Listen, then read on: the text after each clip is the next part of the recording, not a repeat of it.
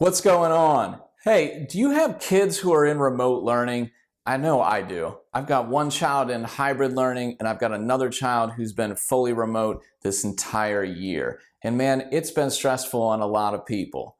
I'm Colin Exelby. I'm a certified financial planner. I also own Celestial Wealth Management, and I was recently contributing to a great article on bankrate.com.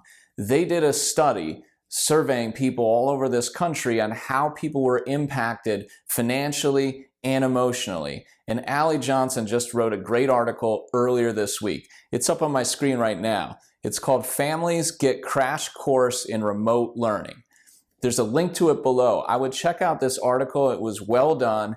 Two other financial advisors, as well as myself, contributed to the article. We talked about our experiences from friends and family that we've seen out there, and we give some great tips on how you can adjust your finances moving forward as we all try to survive and thrive during this pandemic. And additionally, if you haven't yet, please check out my brand new ebook, 5 Pivots to Making Your Financial Life, right now. You can check that out in the link below.